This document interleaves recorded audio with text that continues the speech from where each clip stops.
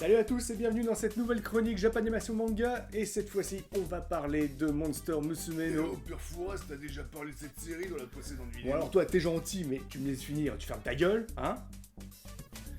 Donc, comme je le disais avant d'être interrompu, on va parler cette fois-ci de Monster Musume no Oisha-san, aussi connu sous le nom de Monster Girl Doctor. Et allez, qu'est-ce que je vous disais? C'est reparti pour les nanas à moitié poule à moitié cochonne. Tu m'expliques? J'ai pas pris l'After Effect.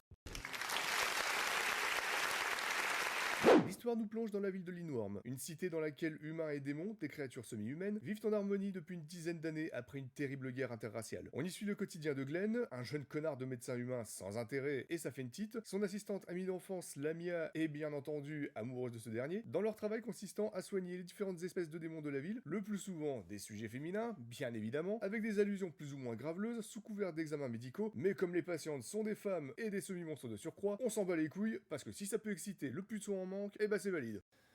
Alors honnêtement, cette série, je l'ai trouvée insupportable. Et c'est con parce que, le speech avait l'air plutôt sympa, hein. Non, sans déconner.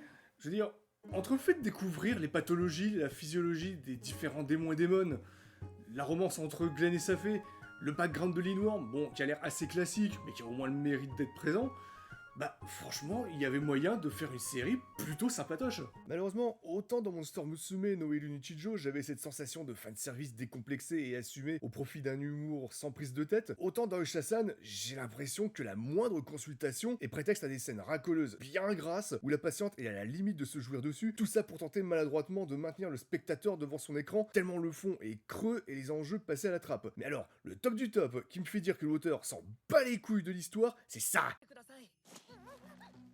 そうですいいですね具合はどうローナええとても落ち着きます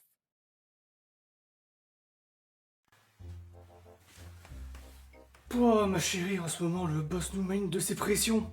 Je suis tellement stressé que j'arrive plus à me concentrer. T'aurais quelque chose contre ça? Oh, mon pauvre lapin! Je vais préparer la camisole, ça te fera du bien. Par contre, est-ce que tu préfères la ceinture en cuir ou la bonne vieille badine? Mais ma chérie, mais tu sais très bien que je suis vegan. Bien sûr, qu'est-ce que je suis bête parfois!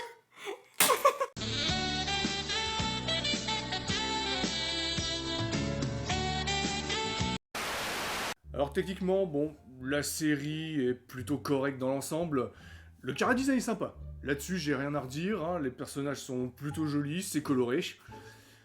L'animation, bon, on va dire que ça reste dans la moyenne. Par contre, la CGI, malheureusement, comme beaucoup de séries du genre, honnêtement, c'est vraiment pas Jojo. Mais bon, ici ça se voit comme un océan au milieu du désert, d'autant que ça se mélange tout le temps entre deux animations traditionnelles, voire même en même temps, ce qui rend l'ensemble encore plus dégueulasse. Mais bon, c'est à la mode et c'est moins cher à animer, donc j'imagine qu'il faut faire avec. La plupart des personnages manquent cruellement de personnalité et sont dans les clichés en permanence. Mais c'est sans compter sur Glenn, le protagoniste qui n'a aucun caractère et qui est aussi lisse que l'encéphalogramme d'un zombie. Et je parle même pas de son approche digne d'un gynécologue en âge de prendre sa retraite. Mais bon, encore une fois, c'est des patientes. Du coup, ça coche la case fanservice. N'empêche, j'aimerais bien savoir ce que ça donne sur des patients masculins. Alors, monsieur Findus, espèce centaure.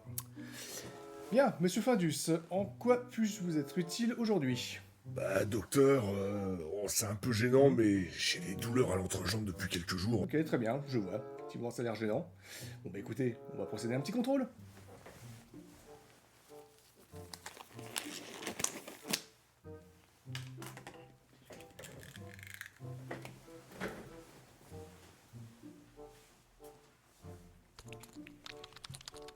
Putain, mais il est sérieux, là? Mais tous les médecins font ça, en général. J'espère qu'il y a personne qui nous regarde, là. Oh merde, je vais pas tenir. Oh, merde.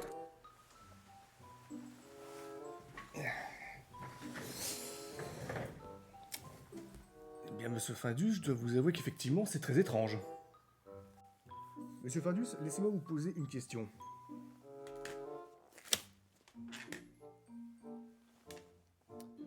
Est-ce que vous consommez beaucoup d'avoine? Oui, effectivement, je fais un régime sans avoine. Vous êtes un crétin! L'avoine est un excitant pour votre espèce. C'est le printemps, et pendant que vous galopez dans la rue, les phéromones vous submergent, vous matez toutes les centauresses qui passent avec l'envie de leur sauter dessus pour leur démonter la croupe, s'ensuit alors un afflux excessif de sang dans votre service 3 pièces, qui cogne alors votre ventre et vos cuisses comme un étudiant en médecine bourré à sa soirée d'intégration. Aucun doute, vous avez un lupus.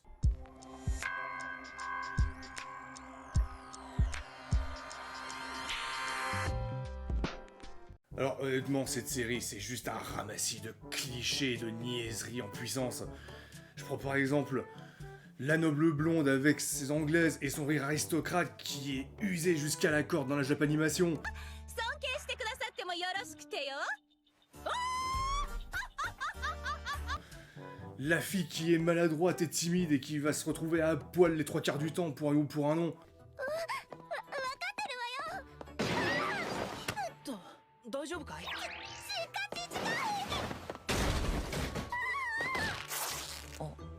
ふんどし。 Ou encore les rires communs qui devraient être interdits dans les séries depuis 1986. Bref, c'est juste un gros patchwork de poncifs éculés. Mais le pire, c'est que les rares personnages qui ont du potentiel, la série se démerde pour en faire de gros clichés ambulants qui vont changer radicalement de caractère d'un épisode à l'autre sans la moindre raison. Mais genre la Dragon Scally, la dirigeante de la ville, présentée comme mystérieuse et mélancolique pendant quasiment toute la saison, mais qui après son opération à cœur ouvert devient d'un claquement de doigts une espèce de loli exhibitionniste avec un complexe du grand frère sorti du cul. Alors pour revenir aux différents protagonistes, déjà je trouve qu'il aurait été plus intéressant que Glenn ne soit pas médecin mais simple apprenti. Déjà parce que ça permettrait à son caractère de mollusque de pouvoir évoluer un minimum. Mais également au niveau de ses pratiques de la médecine, car du coup, en tant qu'apprenti, ça justifierait les maladresses qui se répètent quand même assez souvent dans la série. Et concernant sa fée, bah là pour le coup, je trouve qu'il aurait été plus intéressant qu'elle soit la toubib. Déjà parce que ça lui donnerait plus d'importance qu'une simple waifu, mais surtout ça éviterait qu'elle réponde aux clichés habituels dans l'infirmière qui veut se taper le toubib. Et nom de Dieu, mais c'est trop demandé que faire preuve d'un minimum d'originalité, merde! Sans déconner, y a pas assez de bestioles dans toute la mythologie créée par l'humanité sans qu'on vienne nous refourguer strictement les mêmes créatures que dans Monster Musume. La mienne waifu principale, check. La centaure blonde guerrière, check. La sirène, check. La harpie qui galère à pondre son œuf, check. L'arachnée un peu vicieuse, check. La zombie rapiacée qu'il faut recoudre, check. Putain, mais à ce niveau-là, c'est même plus du plagiat, c'est du multiclonage. Enfin bref, vous l'aurez compris, hein, je pense. Pour moi, cette série, bah, c'est de la merde, hein, rien d'autre à dire.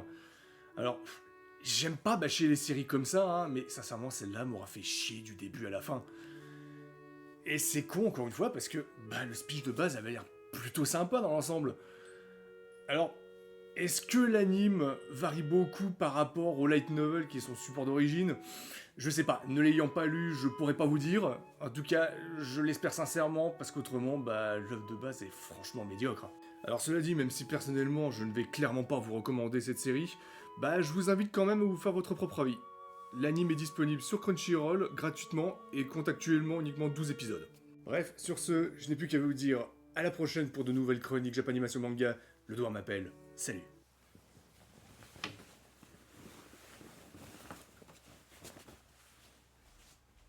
Monsieur Charles, bonjour. Prêt pour être examen de la prostate? Allez, on prend une grande aspiration et c'est parti.